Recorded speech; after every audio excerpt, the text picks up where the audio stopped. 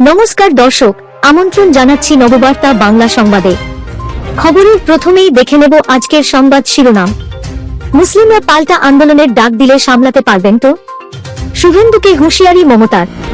বছরে দুবার হবে সিবিএসই দশম শ্রেণীর পরীক্ষা, 2026-এ আসছে নয়া নিয়ম। বাজারে আসতে চলেছে মেয়েদের ক্যান্সারের ভ্যাকসিন, কবে থেকে পাওয়া যাবে জানালেন কেন্দ্রীয় মন্ত্রী। ভয়াবহ হত্যাকাণ্ড, উদ্ধার একই পরিবারের 3 জনের দেহ, গ্রেপ্তার 2 ভাই। আগামী নির্বাচন মমতা বন্দ্যোপাধ্যায়ের জন্য মৃত্যু কুম্ভে পরিণত হবে। মুখ্যমন্ত্রীর বিরুদ্ধে তীব্র প্রতিক্রিয়া। সাংসদ কীর্তি আজাদ, মন্ত্রীর নাম করে প্রতারণা। দুর্গাপুরে গ্রেপ্তার প্রাক্তন তৃণমূল কাউন্সিলর ও ছেলে।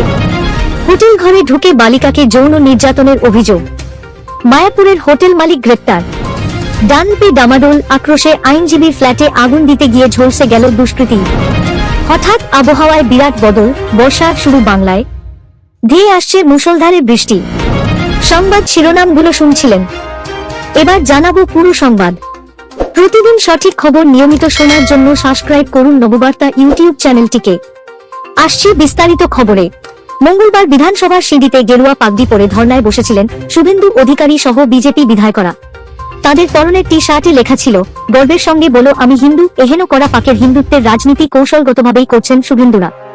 এমনকি গত 12 ফেব্রুয়ারি বিধানসভায় পেশ হওয়া রাজ্য বাজেটকে মাদ্রাসা বাজেট বলেও কটাক্ষ করেছিলেন বিরোধী দলনেতা। মঙ্গলবার বিধানসভায় বাজেট বিতর্কে অংশ নিয়ে ইঞ্চিতে ইঞ্চিতে তারই জবাব দিতে চেয়েছেন মুখ্যমন্ত্রী মমতা বন্দ্যোপাধ্যায়। শুভেন্দুর নাম মুখে আনেনি মুখ্যমন্ত্রী, তবে ঠাড়ে ঠুড়ে তাঁকে উদ্দেশ্য করে বলেন, কতগুলো বক ধার্মিক এসে জুটেছে, আমাকে মুসলিম লীগ বলছেন, আমি কি বেলুন ফাঁস করব? এখানেই না থেমে মুখ্যমন্ত্রী কতকটা হুঁশিয়ারির স্বরে বলেন, যাদের বিরুদ্ধে এত বাজে কথা বলছেন তারা যদি একটা আন্দোলন এর ডাক দেয় সামলাতে পারবেন তো? মুখ্যমন্ত্রী মুসলিম শব্দটি বলেননি, তবে তিনি সেটাই বোঝাতে চেয়েছেন বলে মনে করা হচ্ছে। শুভেন্দুরা এদিন বিধানসভার ভিতরে ঢোকেননি, তাছাড়া স্পিকার তাকে সাসপেন্ড করে রেখেছেন। কিন্তু সভার বাইরে দাঁড়িয়ে এই বল লুফে নিয়েছেন বিরোধী দলনেতা। তিনি আবার বলেন, ঠিক আছে, এই কথা নিয়েই আমি হাইকোর্টে মামলা করব। বিধানসভার মধ্যে দাঁড়িয়ে রাজ্যের মুখ্যমন্ত্রী কিভাবে একটা সম্প্রদায়কে লেলিয়ে দিচ্ছেন, আদালতও দেখুক। পরে আবার এ বিষয়ে শুভেন্দুকে বলতে শোনা যায়, আমাদের লড়াই কোনো সম্প্রদায়ের বিরুদ্ধে নয়, এটা একটা ন্যারেটিভ তৈরির চেষ্টা হচ্ছে। আমাদের লড়াই মুখ্যমন্ত্রী, রাজ্য সরকার এবং তৃণমূল দলের বিরুদ্ধে। পড়ুয়াদের উপর চাপ কমাতে এবার অভিনব পদক্ষেপ central board of secondary education বা সিবিএসইর। 2026-27 শিক্ষাবর্ষে সিবিএসইর দশম শ্রেণীর পরীক্ষা 2 বারে নেওয়ার সিদ্ধান্ত নেওয়া হয়েছে। ভারতের পাশাপাশি বিশ্বজুড়ে ছড়িয়ে থাকা সিবিএসইর 260টি স্কুলে লাগু হবে নয় এই নিয়ম। এই বিষয়ে চূড়ান্ত সিদ্ধান্ত নিতে সম্প্রতি বৈঠকে বসে কেন্দ্র, যেখানে শিক্ষামন্ত্রী ধর্মেন্দ্র প্রধানের পাশাপাশি উপস্থিত ছিলেন সিবিএসই কর্তারা, পাশাপাশি ছিলেন এনসিইআরটি, কেভিএস ও এনভিএস এর সদস্যরা। সেখানেই এই সংক্রান্ত ড্রাফট প্রস্তুত করা হয়েছে। সূত্রের খবর, আগামী সোমবার তা জনসমক্ষে আনা হবে। এই বৈঠক সংক্রান্ত তথ্য এক্স হ্যান্ডেলে প্রকাশ্যে এনেছে সিবিএসই, যেখানে বলা হয়েছে 2026-27 শিক্ষাবর্ষে বিদেশি স্কুলে সিবিএসই নয়া পাঠ্যক্রম শুরু করার পাশাপাশি একাধিক বিষয়ে গুরুত্বপূর্ণ সিদ্ধান্ত নেওয়া হয়েছে। সিবিএসইর পাশাপাশি এক্স হ্যান্ডেলে এই বিষয়ে বার্তা দেন শিক্ষামন্ত্রী ধর্মেন্দ্র প্রধান। তিনি লেখেন, সিবিএসই বোর্ডের পরীক্ষা বছরে 2 বার করার জন্য নয়া রণনীতি তৈরি করছি আমরা। পড়ুয়াদের উপর যাতে বাড়তি চাপ না পড়ে সেদিকে নজর রেখেই এই পরিকল্পনা। আমাদের লক্ষ্য পড়ুয়ারা চাপ মুক্ত হয়ে শেখার দিকে বেশি মনোযোগ করে। কেন্দ্রীয় মন্ত্রী বলেন, নয়া এই নীতি বোর্ডের পরীক্ষার ক্ষেত্রে এক বিরাট সংশোধন। ক্যান্সার আক্রান্তদের কাছে সুখবর, 6 মাসের মধ্যেই দেশের বাজারে আসতে চলেছে মেয়েদের ক্যান্সারের ভ্যাকসিন। মঙ্গলবার এমনই সুখবর শোনালেন কেন্দ্রীয় স্বাস্থ্য মন্ত্রকের স্বাধীন দায়িত্বপ্রাপ্ত রাষ্ট্রমন্ত্রী প্রতাপ রাও যাদব। আজ অর্থাৎ মঙ্গলবার সাংবাদিক সম্মেলন করে স্বাস্থ্য মন্ত্রকের স্বাধীন দায়িত্বপ্রাপ্ত রাষ্ট্রমন্ত্রী জানান, 9 থেকে 16 বছর বয়সী মেয়েরা এই ভ্যাকসিন বা টিকা নিতে পারবে। এই টিকা নেওয়া থাকলে মহিলাদের স্তন, জরায়ু, মুখমণ্ডল এবং গ্রিবার ক্যান্সারে আক্রান্তের সম্ভাবনা 95% কমে যাবে। কেন্দ্রীয় মন্ত্রী প্রতাপ রাও যাদব আরও জানান, মহিলাদের ক্যান্সারের ভ্যাকসিন নিয়ে গবেষণা প্রায় শেষ, এখন ট্রায়াল চলছে। ট্রায়ালের রিপোর্ট খতিয়ে দেখার পরই বাণিজ্যিকভাবে মারণ রোগটির ভ্যাকসিন তৈরির কাজ শুরু হবে। আশা করা যায় 6 মাসের মধ্যেই বাজারে এসে যাবে দেশীয় প্রযুক্তিতে তৈরি এই ভ্যাকসিন। কেন্দ্রীয় মন্ত্রী আরও জানান, দেশে ক্যান্সারে আক্রান্তের সংখ্যা ক্রমশ বাড়ছে। বিষয়টি নিয়ে চিন্তিত কেন্দ্র, তাই কর্কট রোগটিকে প্রাথমিক স্টেজেও শনাক্ত করার জন্য দেশে একাধিক ডে কেয়ার ক্যান্সার সেন্টার স্থাপন করা হবে। সেখানে স্বল্প মূল্যে হবে ক্যান্সারের আধুনিক চিকিৎসা। পাশাপাশি সরকার ক্যান্সার চিকিৎসার ওষুধের উপর থেকেও শুল্ক মুকুব করেছে, যার ফলে ক্যান্সার চিকিৎসার খরচ অনেকটাই কমবে বলে দাবি কেন্দ্রীয় মন্ত্রীর। কলকাতার ট্যাংরা থানা এলাকায় প্রকাশ্যে এলো এক ভয়ঙ্কর হত্যাকাণ্ড। বুধবার সকালে অতুল সুর লেনে একটি বাড়ি থেকে উদ্ধার করা হয় 2 মহিলা ও এক কিশোরীর নিথর দেহ। এই ঘটনায় চাঞ্চল্য ছড়িয়ে পড়ে স্থানীয় এলাকায়। সন্দেহজনকভাবে ওই বাড়ির 2 ভাইকে আটক করেন স্থানীয় বাসিন্দারা, পরে পুলিশ তাদের গ্রেপ্তার করে।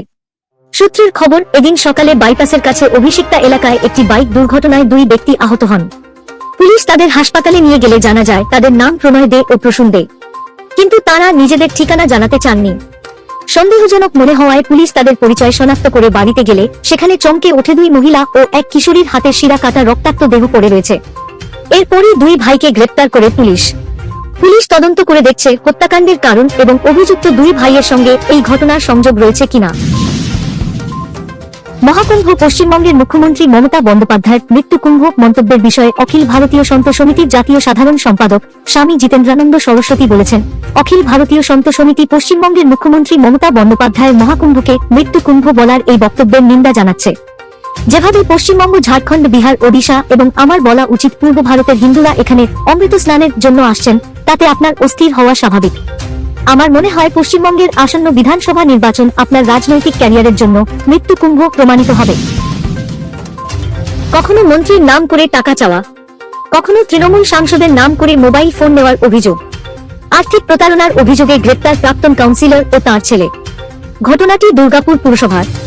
লিখিতভাবে অভিযোগের ভিত্তিতে দুর্গাপুর থানার পুলিশ তাদের মঙ্গলবার রাতে গ্রেপ্তার করেছে। ধৃত ওই তৃণমূলের প্রাক্তন কাউন্সিলর নাম মানস রায়। পুলিশ সূত্রে জানা গিয়েছে, দীর্ঘদিন ধরেই দুর্গাপুরের 32 নম্বর ওয়ার্ডের প্রাক্তন কাউন্সিলর মানস রায় ও তাঁর ছেলে অগ্রনীল রায়ের বিরুদ্ধে আর্থিক প্রতারণার অভিযোগ উঠছিল। সম্প্রতি এক ব্যক্তির থেকে 1,91,000 টাকা প্রতারণা করেছিলেন বলে অভিযোগ। তিনি টাকা না পেয়ে শেষ পর্যন্ত থানায় লিখিত অভিযোগ দায়ের করেন। সেই অভিযোগের ভিত্তিতেই পুলিশ বাবা ও ছেলেকে গ্রেপ্তার করেছে। সেই ঘটনায় সূত্র ধরে জানা গিয়েছে, তাদের বিরুদ্ধে আগেও একাধিকবার প্রতারণার অভিযোগ উঠেছে। আসানসোল দুর্গাপুর পুলিশের ডিসি পূর্ব অভিষেক গুপ্তা বলেন, প্রতারণার অভিযোগে 2 জনকে গ্রেপ্তার করা হয়েছে। এদের সঙ্গে কোনো রাজনৈতিক দলের সম্পর্ক নেই। আদালতে তুলে তাদের হেফাজতে নেওয়া হবে। ঘটনায় এলাকায় চাপা গুঞ্জন শুরু হয়েছে। 9 বছরের এক বালিকাকে যৌন হেনস্থার অভিযোগ উঠল এক হোটেল মালিকের বিরুদ্ধে। ঘটনাটি ঘটেছে নদিয়ার মায়াপুরে। নাবালিকার পরিবারের অভিযোগের ভিত্তিতে হুলুরঘাট এলাকা থেকে অভিযুক্তকে গ্রেপ্তার করেছে পুলিশ। মঙ্গলবার ধৃতের বিরুদ্ধে পক্সো আইনে মামলা রুজু হয়েছে বলে পুলিশ সূত্রে খবর। গত 13 জানুয়ারি হাঁসখালির বাসিন্দা এক মহিলা সাংসারিক অশান্তির জেরে মেয়েকে নিয়ে শ্বশুর বাড়ি ছাড়েন। তিনি মেয়েকে নিয়ে ওঠেন মায়াপুরের হুলুরঘাটের কাছে একটি হোটেলে। সেখানে 3 দিন ছিলেন। পুলিশ সূত্রের খবর, গত 15 জানুয়ারি হোটেল ছেড়ে আবার বাড়ি ফিরে যান ওই মহিলা।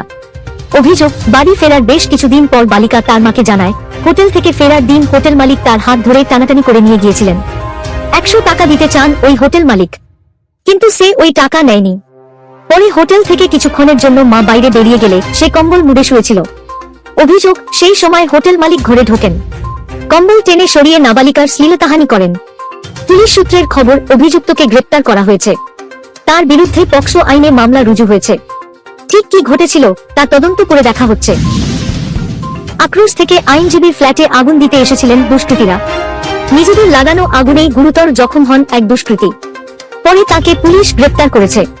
চাঞ্চল্যকর ঘটনাটি ঘটেছে ডানুতে। অভিযোগের ভিত্তিতে পুলিশ গোটা ঘটনার তদন্ত শুরু করেছে। আইনজীবীকে পুড়িয়ে মারার পরিকল্পনা ছিল তাদের। পুলিশ ও স্থানীয় সূত্রে খবর, বরানগর থানা এলাকার ডানলপ মোড়ের কাছেই একটি আবাসনে ফ্ল্যাট নিয়ে পরিবারের সঙ্গে থাকেন আইনজীবী বিক্রম সিং। তাদের আদি বাড়ি পাঞ্জাবে। বেশ কিছুদিন ধরে আইনজীবী বিক্রম সিং দুষ্কৃতীদের বিরুদ্ধে একটি মামলা লড়ছেন। সেই আক্রোশ গিয়ে পড়ে আইনজীবীর উপর। গতকাল মঙ্গলবার রাতে স্কুটিতে চেপে 3 দুষ্কৃতী ওই ফ্ল্যাটে হানা দেন। সকলের নজর এড়িয়ে ওই আইনজীবীর ফ্ল্যাটে হানা দেন তারা। বাইরে থেকে বন্ধ থাকায় ফ্ল্যাটের জানলা দিয়ে ভিতরে আগুন ধরিয়ে দেওয়া হয়।